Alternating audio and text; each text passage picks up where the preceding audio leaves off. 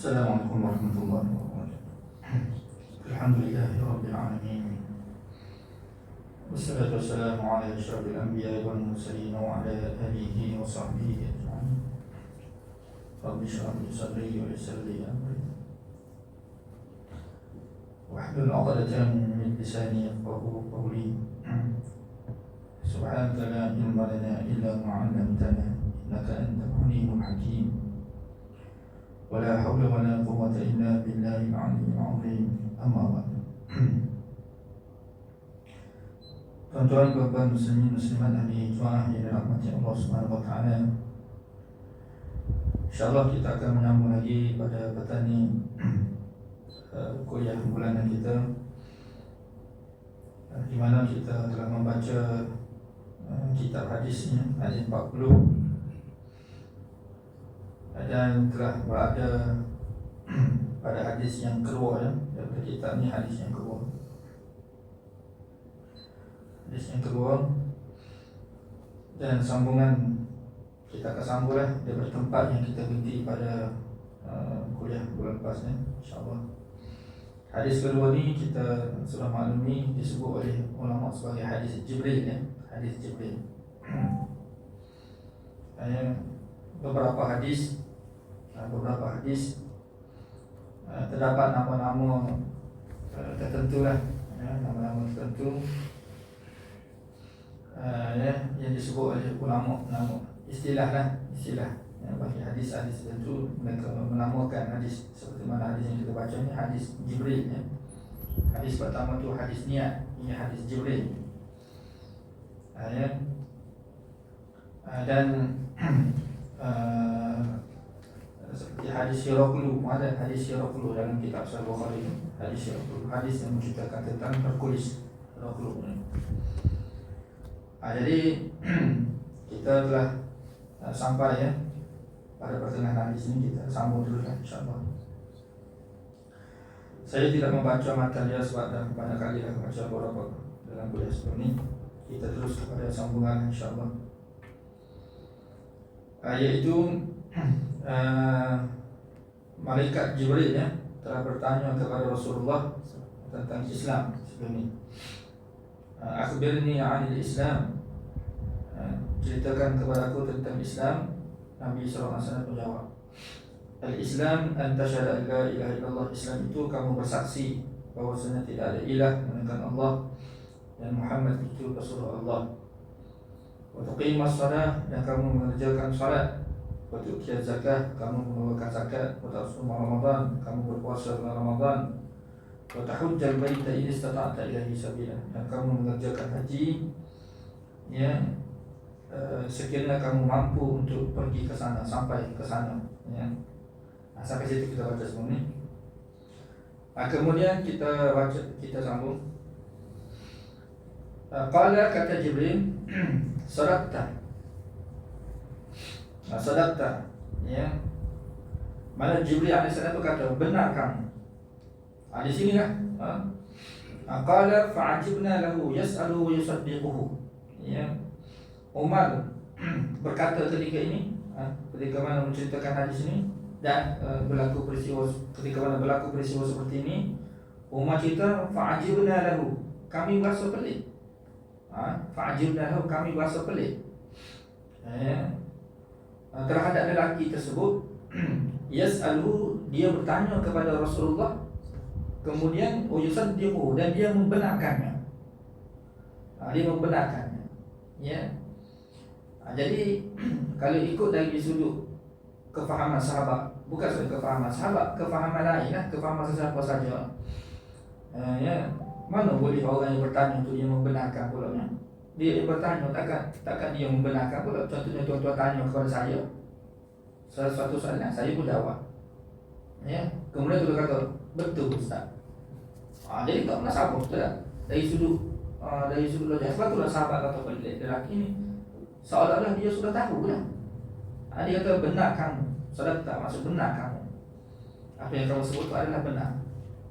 Jadi di sini apa makna sebenarnya soalan yang ditanya oleh Jibril kepada Nabi SAW. Sebab itulah persoalan ini ada di akhir hadis kita akan baca nanti. Ya, jadi soalan-soalan yang ditanya oleh Jibril alaihissalam ini bukan maksud, sebab asal soalan ini adalah istifham, maksudnya untuk kita mendapat kefahaman. Asal pertanyaan itu kerana kita tidak tahu. Jadi kita bertanya, apabila dijawab, diberi jawapan terhadap persoalan yang kita tanya itu, jadi kita akan dapatlah ilmu pengetahuannya. Sebab itulah Nabi sebut dalam hadisnya, innama syifa'ul ayyi as-su'al, sesungguhnya penawar kepada kejahilan itu adalah bertanya.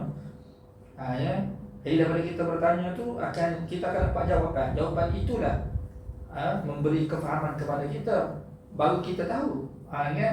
Dan tidak akan berlakulah kita akan membenarkannya sebab kita baru tahu. Sekarang ini Jibril ini dia membenarkan, maksudnya dia sudah tahulah. Dan memang dia sudah tahu tentang Islam. Jadi dia tanya ni bukan bermaksud dia tidak tahu. Sebab perkara ni memang Jibril sudah tahu dah. Cuma sahabat ketika itu mereka tidak kenal itu adalah Jibril. Jadi mereka tidak kenal. Ketika berlaku peristiwa ini mereka tidak kenal sebab Jibril datang dalam rupa bentuk manusia. Jadi beberapa perkara yang disebut oleh ulama tentang seperti ini. Pertama, kenapa Jibril alaihissalam itu dia tanya kemudian dia pun membenarkan. Di sini nak menunjukkan, pertama, salah satu cara kita nak mendapatkan ilmu ni mana kita tanya. Bertanya itu salah satu cara untuk kita dapatkan ilmu. Tapi yang kita tanya ni yang perkara yang kita tidak tahu lah. Pertama. Yang kedua, Jibril nak mengajar kepada kita cara bertanya. Maksudnya dibolehkan kita ni bertanya walaupun pada perkara yang kita tahu ni, tapi dengan maksud supaya maksud kita bertanya tu supaya jawapan itu diberitahu kepada orang lain. Jadi Jibril alaihissalam dia tanya kepada Nabi sallallahu alaihi wasallam ni bukan bermaksud dia tidak tahu, sebab dia sudah tahu. Kalau tak perlu dia tanya. Kalau sebab sesuatu perkara yang nak berkaitan dengan Jibril, mana urusan Jibril dia akan urusan dengan Allah, bukan dengan Rasulullah. Jibril ni dia akan, kalau dia tanya kepada Allah, bukan kepada Nabi SAW. Jadi bertanya kepada Nabi akan maksud lain. Jadi dengan maksud untuk memberitahu kepada manusia. Maksudnya nak mengajar kepada kita salah satu cara bertanya. Jadi bertanya akan maksud kita tidak tahu pertama. Jadi contoh-contoh tidak tahu, contoh tanya. Jadi tanya tu kerana tidak tahu. Jadi kita nak kepada jawapan tu kita tahu. Yang kedua, kita sudah tahu, tapi kita tanya juga. Maksud kita bertanya ni, walaupun kita sudah tahu, supaya jawapan diberikan itu orang lain juga tahu, bukan kita saja tahu. Itu boleh. Itu salah satu cara soalan yang bagus. Kenapa? Sebab ada juga soalan ni tidak bagus. Soalan-soalan yang Allah Ta'ala tidak suka soalan. Beberapa bentuk bertanya. Sebab tu kita nak tanya ustaz ke, nak tanya untuk guru pun kita kena ada ilmu tentang perkara seperti ini. Seperti contoh tanya untuk menguji guru ke, soalan. Dia sudah tahu dah, tapi dia tanya tu untuk uji kehebatan guru tu, sehingga guru tu jadi kelu nak jawab. Dasar dia tanya seperti itu. Kalau betul dia nak berhujah dengan guru, bukan di khalayak ramai seperti itu, tidak. Itu lain kita. Mana tanya dengan maksud untuk menjatuhkan niat dia tu, Allah Ta'ala tahu. Kalau dia tanya seperti itu, pertanyaan dia itu memberi dosa kepada dia. Dia termasuk perkara mengaibkan juga. Dia sudah tahu tapi dia tanya juga. Nak uji ustaz tu boleh jawab, tidak boleh jawab. Dia tanya-tanya sehingga apabila ustaz tu kelu nak jawab, tu guru dia kelu nak jawab, dia berkata ni, tu guru dia tak boleh bakar. Itu tak boleh. Tanya seperti itu dosa, tidak boleh bahaya. Ataupun banyak tanya tidak boleh, banyak tanya, keseratus soal, banyak tanya. Banyak tanya itu pun Allah Subhanahu Wa Taala tidak suka. Sikit-sikit tanya, tak tahu apa pun. Biasanya orang yang banyak tanya ni kadang-kadang pertanyaan itu tidak memberi apa-apa faedah. Itu soalan yang tidak dibolehkan untuk dikemukakan kepada guru tersebut, kepada seorang guru.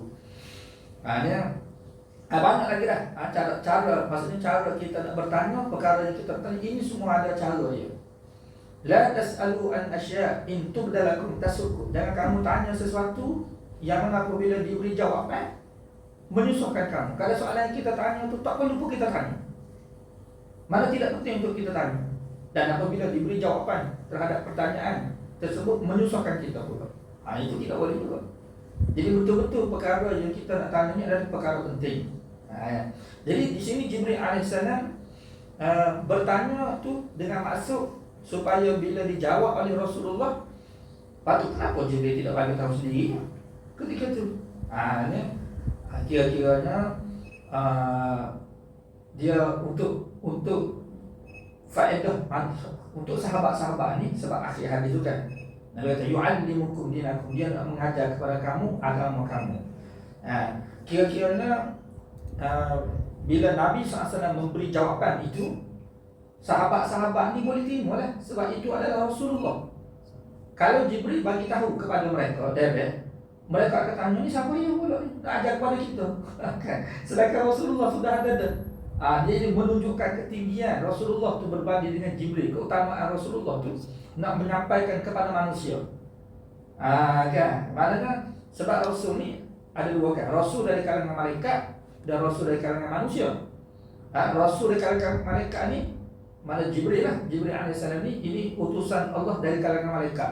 Yang ni untuk diutuskan kepada Rasul tu sendiri. Kenapa tidak direct kepada manusia ni? Tidak sesuai lah. Yang lebih sesuainya adalah Rasul itu sendiri menyampaikan agama kepada manusia. Sebab tu Allah Subhanahu Wa Taala pilih utusan Allah tu dari kalangan manusia.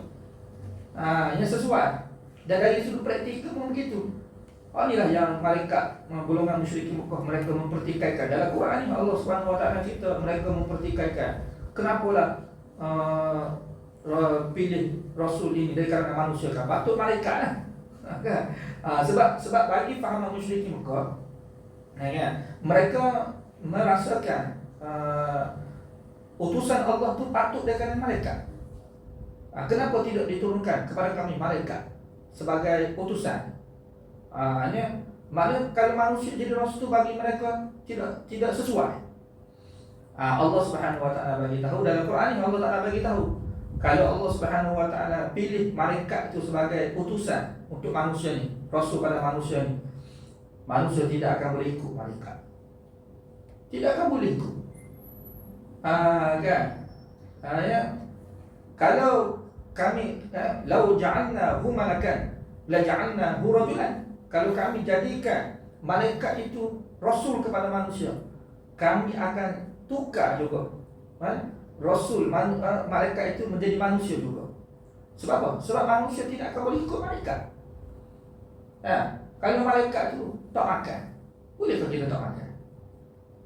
Sebab malaikat dia tidak makan, dia tidak berkahwin, dia tidak tidur. Kalau dia buat ibadat sampai kiamat pun boleh buat ibadat. Kita usahakan sampai kiamat, solat tasbih 40 minit pun sakit kepala kita. Nak beritahu kita kan? Lah akhir sekali kita kata kita tak boleh ikut ni Rasul seperti ni. Sebab tu Allah Ta'ala katakan Rasul tu dari kalangan manusia, lebih sesuai nak mengajak kepada manusia ketika itu. Adapun ketika ni kalau diberitahu, contohnya lah kan, tiba-tiba malaikat datang ni, dia ni Islam sebenarnya, sahabat-sahabat kita mesti tertinggal-tinggal siapa dia ni. Nak bagi tahu kan kepada kami, sedangkan ini Rasulullah ada, awak siapa dia? Saya tak kenal awak. Memang mereka tidak kenal malaikat. Maknanya kesesuaian. Sebab itulah Jibril bertanya ni bukan untuk pengetahuan dia, tidak. Memang dia sudah tahu. Dengan maksud untuk bertanya, untuk diberi penjelasan kepada orang. Ini pertanyaan yang bagus. Contohnya kalau tuan-tuan sudah tahu dah makna satu perkara, dan tuan-tuan nak ustaz tu dia bagi tahu kepada jemaah lain, sebab jemaah lain mungkin tidak tahu kan. Jadi tanya seperti tidak tahu. Bila diberi jawapan seperti itu, maka orang lain pun tahu. Tuan-tuan akan dapat pahala besar. Dapat pahala tu. Itu cara menyampaikan ilmu juga tu. Ilmu tu walaupun ustaz yang menyampaikan, tapi punca ilmu tu daripada tuan-tuan. Itu boleh pahala. Nampak tak? Itu cara bertanya. Itu pertanyaan yang baik. Pertanyaan yang baik. Itu yang kedua. Yang ketiga, kenapa Jibril alaihissalam ni kata solat benarkan? Ini nak menzahirkan kebenaran Rasul sallallahu alaihi wasallam. Nak memberitahu kepada manusia bahawa Rasul ni percakapan dia itu benar, dibenarkan oleh siapa dia? Malaikat sendiri membenarkan. Malaikat sendiri membenarkan. Dan apabila malaikat itu membenarkan, maksudnya Allah Subhanahu wa taala itu membenarkan. Sebab malaikat dia tidak akan membenarkan sesuatu kecuali perkara yang Allah Subhanahu wa taala telah membenarkannya. Itu sifat malaikat. Nak bagi tahu apa yang disebut oleh Rasulullah, disampaikan oleh Rasulullah itu adalah benar. Kenapa benar? Sebab perkataan Nabi itu wahyu. Takkanlah malaikat kata bohong kamu. Tidak pernah sama. Sebab ketika ni Nabi itu memang Rasul. Dan apabila Rasul, apa yang kita maklumkan, segala perbuatan yang dilakukan oleh Nabi, sama ada perkataan ke perbuatan ke, tak kira apa lah, pengakuan Nabi, itu semua wahyu daripada Allah Subhanahu wa taala. Wa ma yantiqu 'anil hawa in huwa illa wahyun yuha. Tidaklah Muhammad itu dia cakap sesuatu daripada hawa nafsu dia. Hawa nafsu ni makna daripada diri dia sendiri tanpa pandu daripada Allah, tidak. Mereka semua percakapan dia itu adalah wahyu daripada Allah Subhanahu wa taala, termasuk percakapan, perbuatan. Jadi ketika Nabi kata sesuatu itu adalah wahyu Allah Subhanahu wa taala. Sebab itulah malaikat mengatakan benar. Nak membenarkan ajaran Rasulullah tu, apa yang disebut oleh Nabi itu benar. Sebab Nabi sendiri itu benar. Kan? Nabi SAW sendiri itu benar. Benar maksudnya benar itu makna Nabi tidak bohong. Nabi tidak bohong. Tidak bohong. Nabi SAW tidak berbohong. Dan perkataan Nabi itu dan perbuatan Nabi itu masduq, dibenarkan. Baca dalam hadis yang lain kita akan jumpa nanti. Sahabat sebut di antara sifat Rasulullah apa dia? As-sadiqul masduq. Kan? As-sadiqul masduq kita akan jumpa nanti. Iaitu Nabi ini seorang yang benar dan dibenarkan. Perkataan dia dan juga perbuatan dia itu dibenarkan. Dibenarkan oleh siapa dia? Allah dan juga malaikat itu sendiri. Kita kata seperti itu kan? Sebab kenapa? Sebab sadiq ni boleh berlaku pada kita. Sadiq ni mana maksudnya kita tidak bohong kan? Kita tidak bohong, kita tidak menipu lah. Itu sadiq, mana kita cakap benar. Atas diri kita tu benar. Tapi bila kita menyatakan sesuatu, boleh jadi perkataan kita itu tidak dibenarkan. Tak betul. Memang kita tidak bohong, tapi yang kita sebut tu tak betul. Kan? Tak betul. Contoh kita kata ustaz tu dia tidak bohong. Contoh dia mana-mana ustaz lah kan. Contoh guru lah, ustaz ke guru. Dia bukan niat dia mengajar. Tapi apa yang dia ajar tu adakah dibenarkan? Betul tak? Boleh jadi tak betul walaupun dia tidak niat nak berbohong. Sebab apa? Sebab tidak menepati. Salah. Ataupun dia tersalah. Kadang-kadang manusia ni dia boleh jadi tidak betul ni sebab manusia ni dia boleh tersalah. Boleh tersilap sehingga kata tak betul walaupun ustaz sekalipun. Kan? Kita jangan pelik lah kalau ada di kalangan asatizah kita dah kata ustaz, bila ustaz betul semua. Kok betul semua ni maksud perkataan yang dibenarkan oleh Allah Rasul tu kan? Oleh Allah dan juga Jibril itu adalah Nabi SAW saja. Dan sahabat-sahabat. Kita tidak. Kan? Kecuali perkataan yang disebut oleh selain Rasul ni dan sahabat, iaitu perkataan itu perkataan Rasul sendiri. Itu betul lah kita membenarkan. Contoh kalau saya baca hadis, saya baca Quran, itu perkataan tu mana kalam Allah, kalam Rasul. Yang tu tuan-tuan tidak boleh mendustakan. Tidak boleh menolak. Itu memang tuan-tuan kena membenarkan. Sebab apa? Sebab perkataan Rasul. Tapi kalau perkataan kita sendiri, ada orang terima, ada orang tidak boleh terima. Tambah-tambah dari sudut pendapat tu kan. Dari sudut pendapat kita, pendapat peribadi. Jadi pendapat atau kefahaman kita ni, apa yang kita faham, kita tidak boleh menjadikan perkara yang kita faham ni untuk orang lain terima. Tak boleh. Kan? Lepas tu kita dalam mazhab, contohnya mazhab kan. Syafi'i kata begini, Maliki kata begini, apa semua. Sebab fahaman mereka. Apa yang difahami oleh Syafi'i, Maliki tidak fahami seperti itu. Maliki tak terima apa. Tolak tu kadang-kadang kan. Kadang-kadang tolak tu. Kan? Saya waktu belajar di Afrika dulu, mazhab Hanafi, pokok sana kan. Kita Syafi'i lah, Malaysia Hanafi. Abang-abang sini cerita pada kita, guru-guru dia tu semua Hanafi. Memang kena kutuk anak Syafi'i. Mereka jahil Syafi'i ni. orang Hanafi tu kan sana, Syafi'i pada kita sama-sama kita bagi mereka pendapat. Sampai begitu sekali. Kan? Ya. Maknanya kita tidak boleh nak mengatakan walaupun pendapat kita tu bersandarkan, faham? Cuma nak bagi tahu keadaan tu. Jadi masduq ni hanya kepada Rasulullah sahaja perkataan Nabi itu. Ada pun kita ni, kalau perkataan kita tu memang yang kita sebut tu hadis Rasulullah, itu masduq, dibenarkan. Kalau kita sendiri tu boleh jadi orang lain tak terima pendapat kita, walaupun kita rasa betul sekalipun. Yang kita rasa betul tu pun orang lain mengaku tak betul seperti itu. Kita yang rasa kita betul lah. Ya. Lepas tu dalam agama ni, kalau berkaitan dengan apa panggil amalan kan, kita berlapang ada. Kan, jangan serik. Kecuali berkaitan dengan akidah. Akidah tu kita kena serik lah.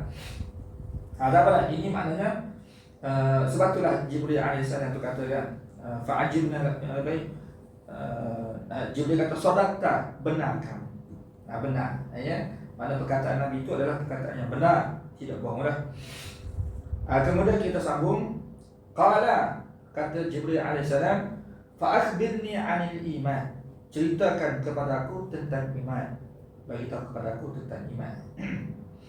Qala, kata Nabi sallallahu alaihi wasallam, an tu'mina billah, kamu percaya, beriman kepada Allah, wa malaikatihi, ya, malaikat-malaikat, wa kutubihi, kitab-kitab dia, wa rusulihi, rasul-rasul dia, wal yaumil akhir, dan hari akhirat, wa tu'mina bil qadari khairihi wa syarrihi, dan kamu beriman, percaya, ya, kepada ketentuan dia, sama ada baik dan juga buruk.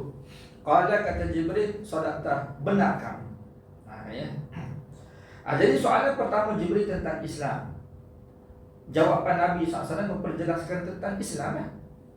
Itu jawapan Rasulullah. Ya. Sebab itulah ulama dia sebut daripada hadis ni lah, daripada hadis ni dan beberapa hadis yang lain. Ya. Jawapan Nabi ini disebut sebagai rukun Islam. Rukun Islam. Ya. Ya. Tapi kalau sebut iman seperti ini dipanggil rukun iman. Disebut sebagai rukun iman. Apa yang disebut oleh Nabi itu adalah rukun iman. Rukun iman adalah sesuatu perkara yang perlu ada. Perlu ada. Ya. Rukun iman ada tiada tiada. Tiada. Oleh kerana itulah dalam hadis yang lain, Nabi SAW untuk Islam ni, Nabi SAW mengumpamakan seperti kemah. Yang berdiri di atas 4 batang tiang dan ada satu tiang tengah. Kan? Maknanya kenapa? Sebab rukun tu arkanul Islam, rukun Islam. Mana tiang? Maksudnya kita nak menegakkan sesuatu tu, dia mesti kena ada tiang baru nampak. Kemah ke, bangunan ke. Kalau kita nak buat bangunan tidak ada tiang, mana boleh berlaku bangunan, mana boleh jadi bangunan. Bangunan tu akan wujud bila ada tiang. Rumah kita pun akan dikatakan rumah bila ada tiang tu. Tiang tu, contoh kalau kita dirikan tiang, mana orang sudah tahu dah, sudah ada dah rumah dah. Kan. Dan nak mendirikan rumah tu mesti kena ada tiang. Kalau tidak ada tiang, rumah tidak akan tertegak. Begitu juga disebut rukun ni. Sebab apa? Dia kena ada tu. Dia kena ada apa yang Nabi disebut oleh Rasulullah, 5 perkara ni. Barulah kita nampak Islam dia. Dari sudut nampak, buat lihat, baru kita boleh kenal ni orang Islam. Baru tu ni orang Islam ni. Kenapa? Sebab dia dah mengucap, dia sebut dah. Kalau tidak sebut pun, isyarat pun tak apa. Bagi orang yang sudah orang yang bisu kan, isyarat. Ada macam hadis jariah. Kan? Itu isyarat. Bila dia sudah isyarat tu, maknanya dia isyarat pun, isyarat tu sebab dia bisu. Kalau dia tak bisu, tak apalah. Dia kena sebut. Bila sebut, baru kita boleh tahu dia tu Islam. Nama nampak keislaman dia tu. Atau dia solat, dia puasa, kesah dia tu orang Islam dah. Jadi untuk dilihat sebagai Islam, untuk dilihat sebagai Islam ni, dikenali sebagai Islam. Sebab Islam ni agama yang syiar, agama yang bukan agama sembunyi gitu tidak. Dia syiar. Inna safa wal marwata min sya'airillah. Sesungguhnya Safa dan Marwah itu daripada syiar agama Allah Subhanahu wa taala. Dia syiar, mana satu perkara yang perlu disyiarkan. Oleh kerana itulah kita tengok Allah zahir Kaabah kan, nak syiarkan agama dia tu. Itu syiar agama Allah. Masjid itu syiar agama Allah Subhanahu wa taala. Azan itu syiar agama Allah. Waktu kita azan buka, tak kalau buka azan tu perlahan-perlahan dah kuatkan suara biar dengar semua. Itu syiar agama Allah. Sesuatu yang perlu disyiarkan. Jadi apabila kita masuk Islam, maka kita kena syiarkan Islam kita tu. Kan. Kemudian yang kedua ni mana iman. Iman ni ini untuk menyempurnakan keislaman kita. Kan menyempurnakan. Maksudnya agama ni dia ada dua. Satu yang kita kata luaran, yang kedua dalaman. Kalau kita ambil luaran saja, dalaman tidak, memang orang nampak Islam, tapi di sisi Allah tu tidak Islam. Sebab tu dalam agama kita dia mengambil kira tu di sisi Allah. Selalu kan Allah sebut di sisi Allah. Inna dina indallah. Sesungguhnya agama di sisi Allah Subhanahu wa taala. Inna syarrad dawab indallah. Sesungguhnya seburuk-buruk makhluk di sisi Allah Subhanahu wa taala. Jadi mengambil kira di sisi Allah Subhanahu wa taala inilah kita kena sempurnakan kedua-duanya. Ya, dari sudut dua yang pertama tu Islam, yang kedua iman. Maksudnya iman tu nisbah dalaman kita, dalaman. Percaya tu makna terima. Sebab apa yang Nabi sebutkan? Bila sahabat tanya apa itu iman? Iman itu kamu percaya, tu'mina billah, kamu percaya kepada Allah. Cuma ulama sebut yang dimaksudkan percaya di sini makna membenarkan. Percaya dan membenarkan beza. Kan? Ya, walaupun dia hampir sama makna, tapi dia hakikat dia tidak sama. Sebab tu kalau tuan-tuan baca kitab akidah, mereka akan menterjemahkan iman dengan makna at-tasdiq, dia panggil. At-tasdiq tu maksudnya membenarkan. Iman at-tasdiq bil qalbi, membenarkan dengan hati. Mengucap dengan lidah, menzahirkan dengan perbuatan. Mantuk iman. Tapi yang utama mana tiga rukun lah. Kalau kita kata kita kena tahu makna iman. Iman itu sendiri maknanya terdiri daripada tiga juzuk dia panggil. Bukan tiga rukun, tiga juzuk. Tiga juzuk iman. Di antara tiga juzuk iman ni yang paling penting sekali apa dia? Pertama tadi. Tiga juzuk tu pertama at-tasdiq, maksudnya membenarkan dengan hati. Juzuk pertama. Yang kedua mengucap dengan lidah. Kita bagi tahu, kita sebut dengan lidah. Ya. Yang ketiga kita beramal dengan perbuatan. Okay. Barulah sempurna iman. Iman kita ni sempurna apabila ada tiga juzuk ni. Kan? Tuan-tuan baca kita kata begini lah mereka sebut. Maksudnya membenarkan dengan hati, menyebut dengan lidah, beramal dengan perbuatan. Itu iman. Kan? Cuma daripada tiga juzuk ni, tiga juzuk iman ni, yang paling utama sekali iaitu membenarkan dengan hati. Ini utama. Kan? Hati. Maksudnya kita membenarkan. Kita membenarkan, maknanya mengiyakan, membenarkan. Tidak mendustakan. Terima dengan hati. Dua juzuk lagi tu mengucap dengan lidah dan beramal dengan perbuatan. Sebahagian ulama pecahkan ini kepada rukun Islam. Yang rukun Islam tu maknanya dua juzuk yang kedua. Sebab itulah sebahagian ulama mengatakan iman dan Islam ni sebenarnya benda yang sama. Walaupun dari sudut perbahasannya kita nampak macam berbeza, dua perkara kan. Islam dan iman berdasarkan apa yang disebut oleh dalam peristiwa ni lah. Ya, tapi walaupun kita kata dua juzuk, tapi dia seperti mana satu juzuk yang sempurna. Maksudnya kalau kita nak sempurna iman, kita mesti kena beramal. Maksudnya gini, kalau kita contohnya kita beriman kepada Allah, Rasul, kita semua tu rukun iman. Kita percaya semua.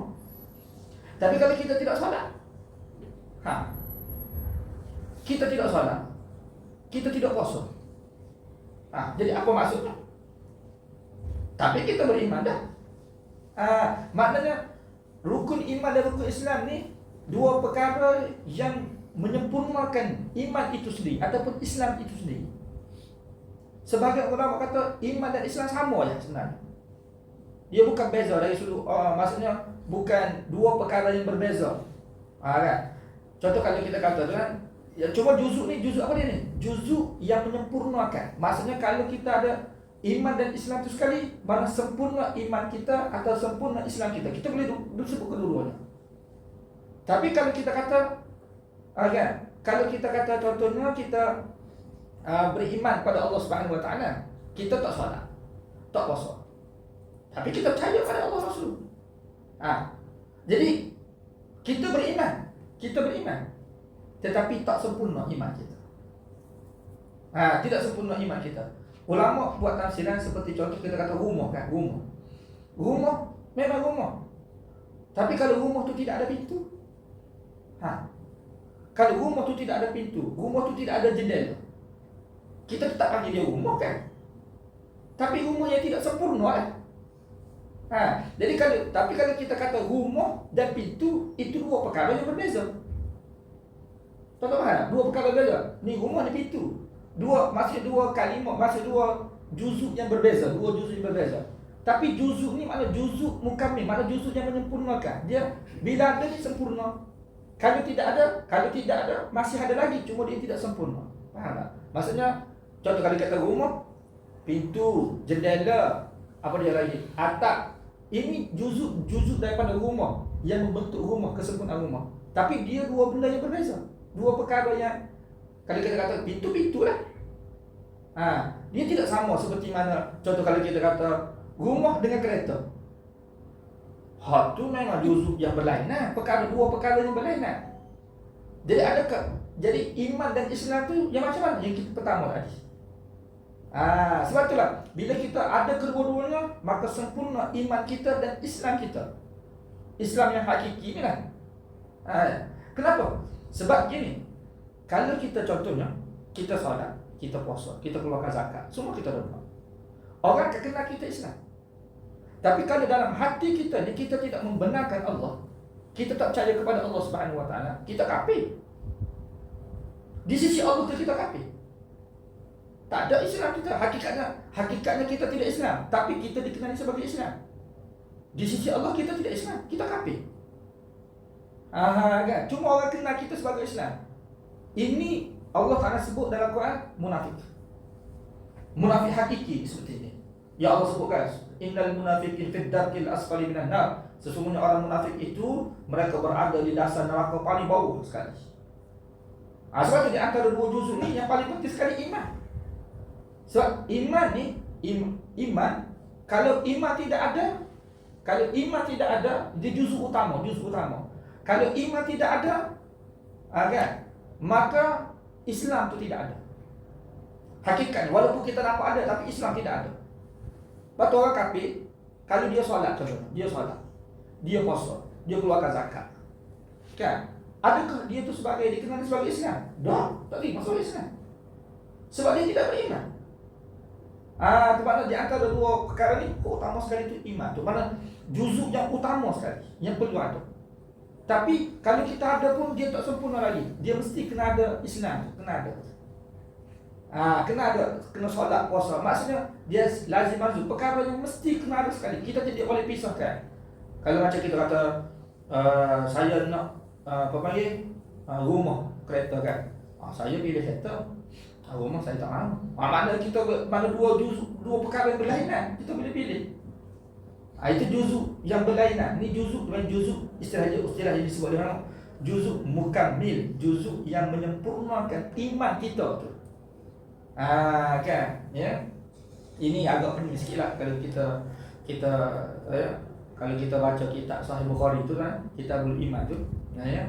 Imam Bukhari dia nak menolak fahaman Murji'ah. Ini fahaman Murji'ah ni gini. Murji'ah dia ada satu faham adalah akidah, ketika baca kitab kita di antara golongan sesat ni lah, Mu'tazilah, Murji'ah, Khawarij, apa semua ni kan. Dia salah satunya Murji'ah. Murji'ah ni mereka memahami iman dan Islam tu beza. Kan? Maksudnya kalau kita kata kita tak solat. Tak solat tak masuk neraka. Sebab bagi mereka masuk neraka ni orang kafir masuk neraka. Kan? Sebab orang kafir tidak beriman. Orang kafir ni dia tidak beriman kan? Dia tidak beriman. Dia tidak percaya kepada Allah Rasulullah. Kalau dia solat pun, dia puasa ke, dia apa semua ke, tak memberi kesan kepada kafir dia. Tak memberi kesan, maksudnya tidak menjadikan dia itu beriman. Dan sebab dia kafir. Sebab itulah kalau dia solat pun dia tetap masuk neraka. Tapi sebaliknya kalau orang itu sudah beriman, orang itu sudah beriman. Orang itu sudah beriman, sebagaimana amal itu tidak memberi kesan kepada iman. Contohnya orang kafir tadi kan, kalau dia solat, kalau dia puasa, dia keluarkan zakat, dia tidak memberi kesan pada iman pun. Dia tidak menjadikan dia itu beriman. Jadi dia tetap masuk neraka. Orang beriman, apabila dia sudah beriman, dia pun beramal. Dia beramal. Kalau dia beramal, dia dapat pahala. Tapi kalau dia tak beramal, mana dia tak solat, dia tak puasa, dia tak keluarkan zakat. Sebagaimana mereka faham perbuatan amal itu tidak memberi kesan pada kufur mereka, perbuatan kufur pun tidak memberi kesan pada iman mereka. Bermaksud, kalau tak solat apa? Tak masuk neraka, tidak solat. Cuma tak boleh pahala lah. Kalau dia masuk neraka tidak. Ni.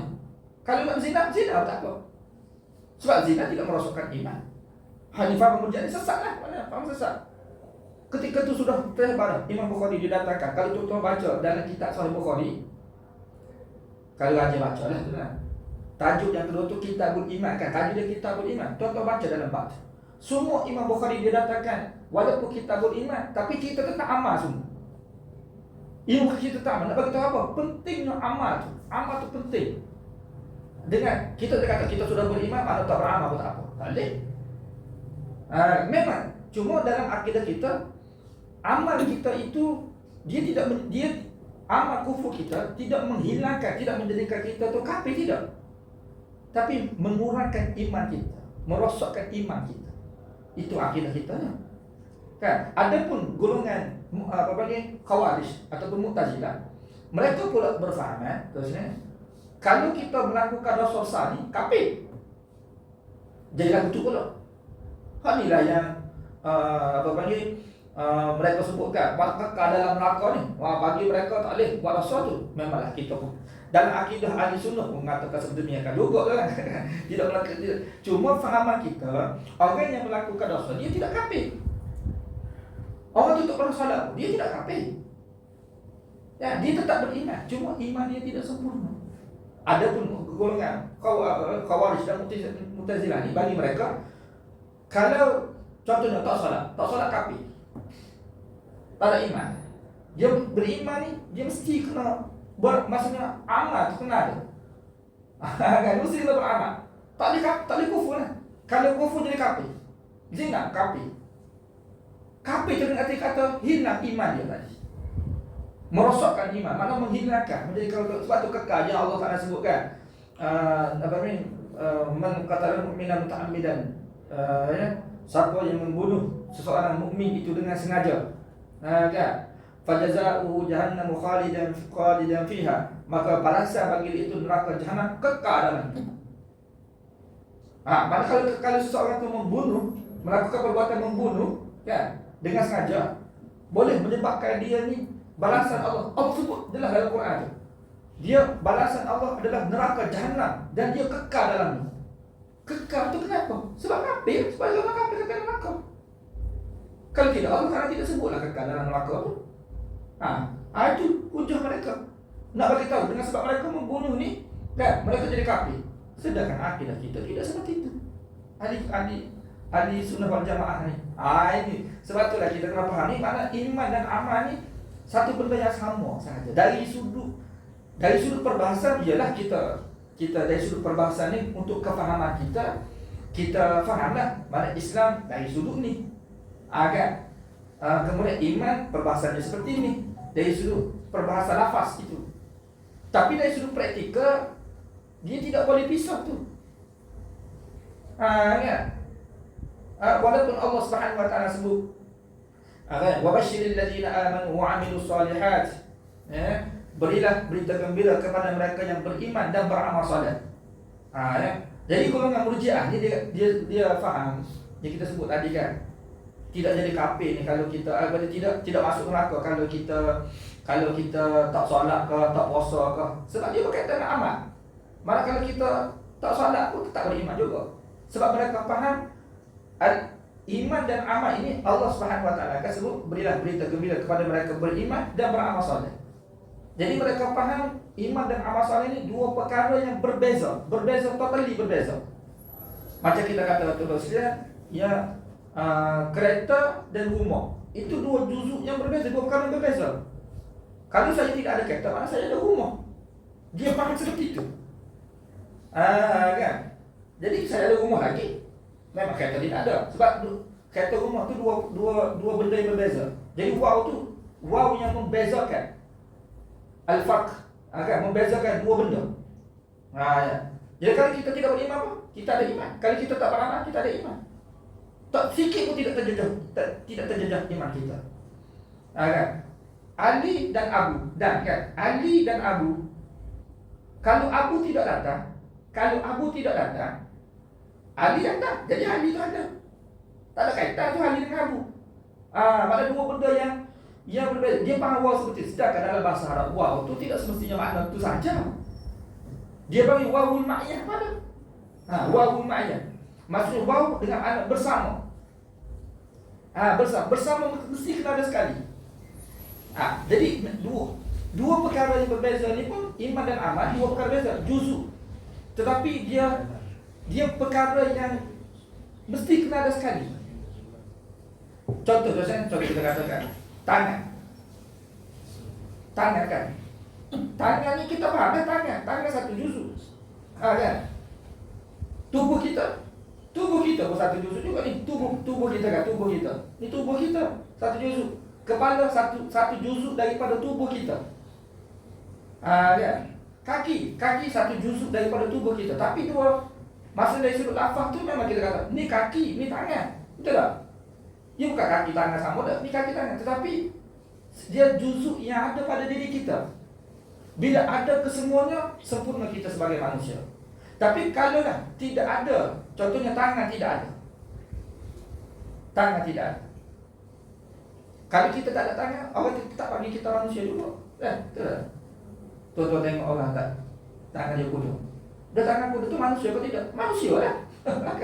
Kalau kita bunuh dia, mana kita dikira bunuh manusia. Kalau tuan-tuan jumpa orang, tangan tidak ada, kaki tidak ada, kepala mesti kena ada lah. Kalau kepala tak ada pula kan. Dan tangan ada, tidak ada, kaki tidak ada. Tangan tidak ada, kaki tidak ada, manusia juga. Dia tak manusia. Cuma kita kata manusia yang tidak sempurna. Ada juzuk yang sepatutnya orang maksud juzuk yang mukamil, bukan juzuk yang memisahkan itu tidak. Sempurna. Tu kita pening sikit lah. Pening-pening pun saya cerita sebab kita belajar dulu pun pening juga kan. Jadi ilmu ni kalau tidak pening memang tidak ada ilmu lah.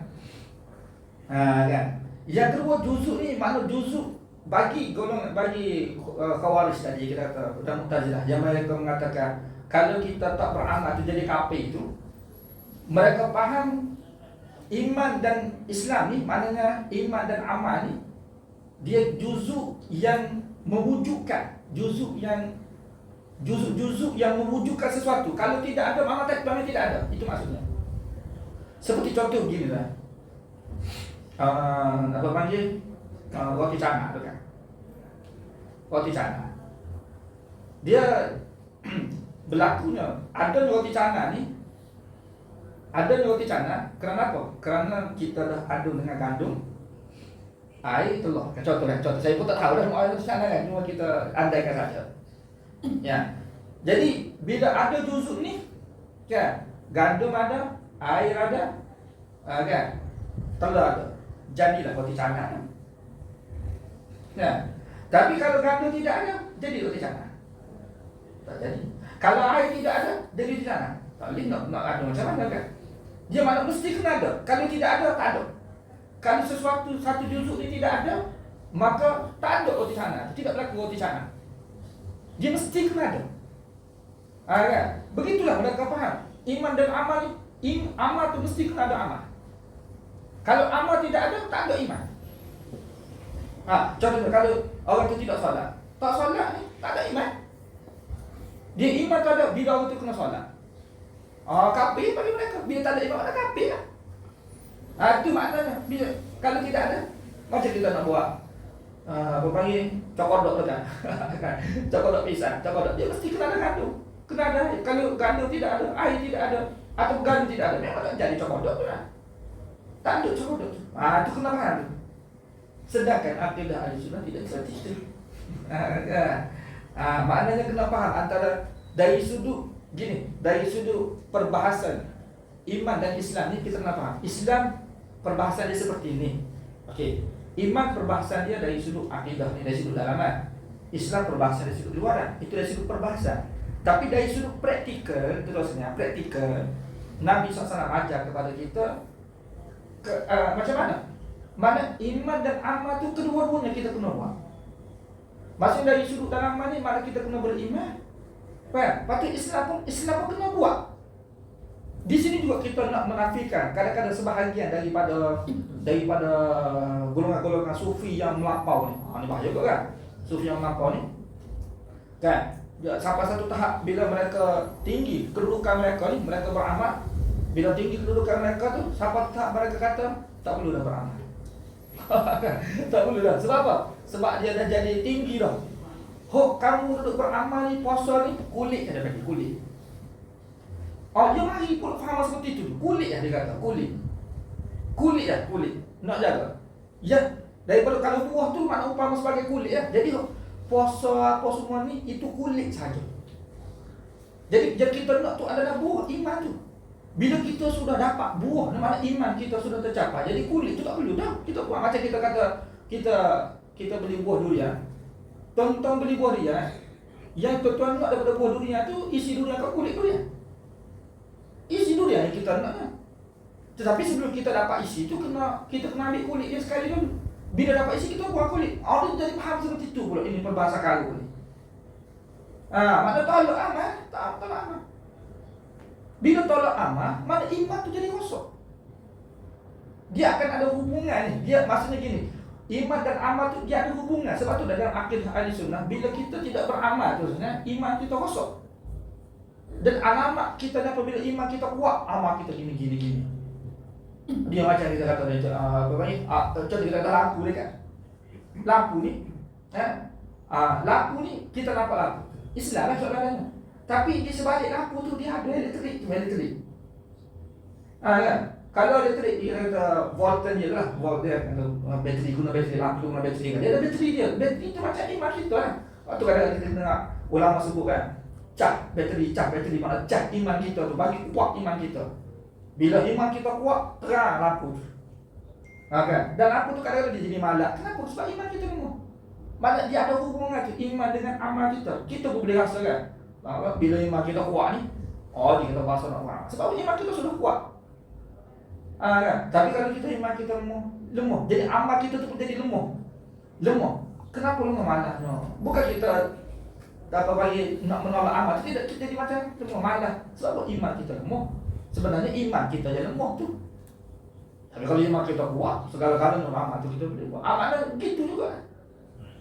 Mana hubungan tu bukan sesuatu yang kita boleh pisahkan. Contohnya tu kan, lampu dengan bateri tu.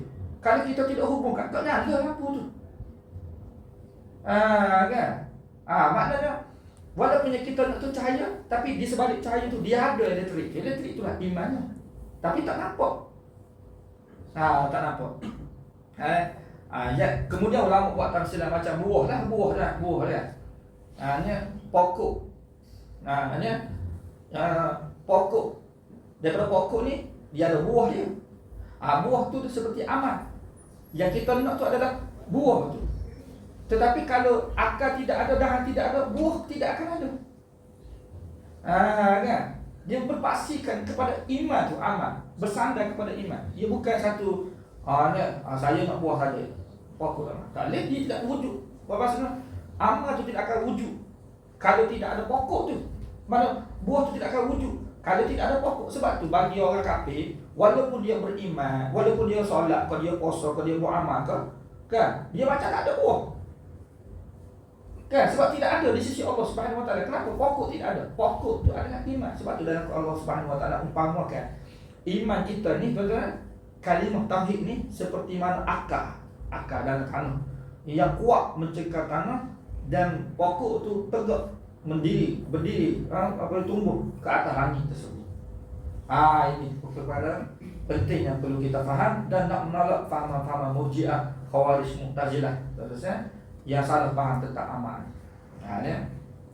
Saya tidak mengurai lagi, tetapi terperincilah tentang beriman kepada Allah Rasul ini. Cuma kita perbaharkan tentang hubungan di antara iman dan Islam. Kenapa mereka tanya iman, Islam apa semua ni? Dalam hadis ni lah, dalam hadis ni. Ya. Tak apalah, kita cakap ni putusan pada ini. InsyaAllah dalam kuliah akan datang ni kita akan tengok satu persatu apa makna beriman kepada Allah Subhanahu Wa Taala. Cuma yang asalnya yang saya sebut tadi lah, beriman kepada Allah. Apa makna beriman kepada Allah Subhanahu? Beriman seperti itu lah. Kalau solat pun kita tidak, puasa pun kita tak patut perintah Allah. Makna iman sebenarnya. Ya, kita akan urai dalam kuliah akan datang. Sekalian untuk hari ini saya teruskan. Kita jumpa lagi insyaAllah. Wabillahi taufiq wal hidayah. Assalamualaikum warahmatullahi wabarakatuh. Alhamdulillahirabbil alamin wassalatu wassalamu ala asyrofil anbiya'i wal mursalin wa ala alihi wa sahbihi ajma'in. Allahumma faqihna fid din wa 'allimna at-ta'wil wa hdina ila sawa'is sabil. Rabbana atina fid dunya hasanah wa fil akhirati hasanah wa qina adzabannar. Alhamdulillahi rabbil alamin.